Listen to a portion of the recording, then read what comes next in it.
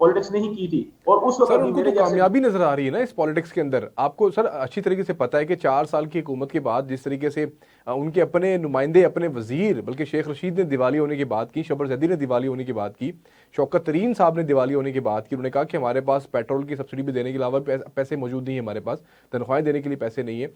ऐसी सिचुएशन में जाने के बाद जब उन लोगों ने अदम एतमाद के अंदर जिस तरीके से अग्रेसिव पॉलिटिक्स दिखाई, एक साजिश के बारे में बात किया, कौम को उन्होंने ये बताने की कोशिश की कि शायद इमरान खान को गुलामी कबूल ना करने की वजह से निकाला जा रहा है हुकूमत में से, तो सर ये कामयाब तो हुए ना उस चीज़ के अंदर। तो फिर कमी कहाँ नजर आ रही है आपको? अगर वो तमाम तरह ब्लंडर्स के बावजूद अगर अपनी कामयाब पॉलिटिक्स खड़े करने में कामयाब हुए नजर आ रहे हैं, तो वो उसी तर्ज अमल को अपनाएंगे और वो कानून और सारी मामलात, आइन कानून, उनको तो किसी चीज़ की जो है ना अहमियत नहीं देंगे।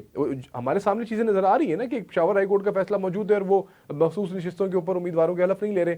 तो इस तरह की जो एक कामयाब पॉलिटिक्स जो उनके जहन के अंदर ये वतीरा बन चुका है, इसको काउंटर करने के लिए फिर अपोजिशन क्या कर रही है? बल्कि अपोजिशन में केपीके की बात कर रहा हूँ, केपीके में अपोजिशन क्या कर रही है, या हुकूमती जमात में जो लोग उस वक्त मौजूद है वो उसके ऊपर काउंटर करने के लिए क्या इकदाम कर रहे हैं?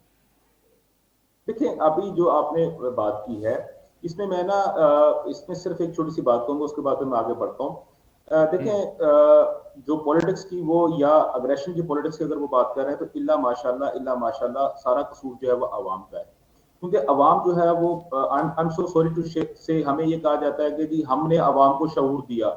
हमने अवाम को हम्म। शऊर जो मिला है वो आपके सामने है।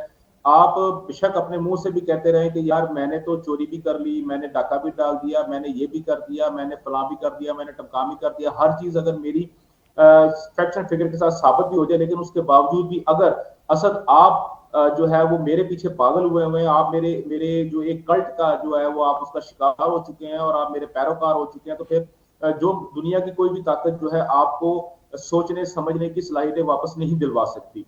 दूसरी बात, हम्म। अब अगर जैसा अभी आपने बात की है केपी के गवर्नमेंट की, देखिए केपी के गवर्नमेंट जो है ये पिछले 10 साल से जो है वो एक ही जमात के पास थी। और ये पाकिस्तान की तारीख में पहली दफा ऐसा हुआ है कि जो हमारे जो केपीके की आवाम है उसने दूसरी दफा मैंडेट दिया है एक जमात को।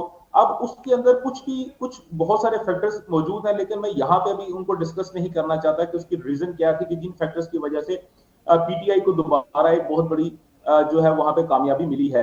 लेकिन हम्म। बात यह है माइंडसेट की। जैसे मैंने अभी पहला इसी इसी जो पहले पोर्शन में अगर मैंने आपसे जो बात की, मैंने आपको कहा था कि जो सर इल्ला काउंटर माशाल्लाह, कैसे करेंगे? मेरा सवाल तो मैं वही मैं खड़ा है ना उस सर, भाई काउंटर कैसे करेंगे? मैं उसी पे आ रहा हूँ। जो इल्ला हम्म। माशाल्लाह जो शऊर जो हमें दिया गया है, उस शऊर को देखिए, उसको शऊर को देने में हमें कम से कम 20 साल लगे हैं, केपीके की अवाम को या पूरे पाकिस्तान की अवाम को। यानी कि सोचने समझने की सलाहियतें बड़ी मुश्किल से खत्म की गई हैं।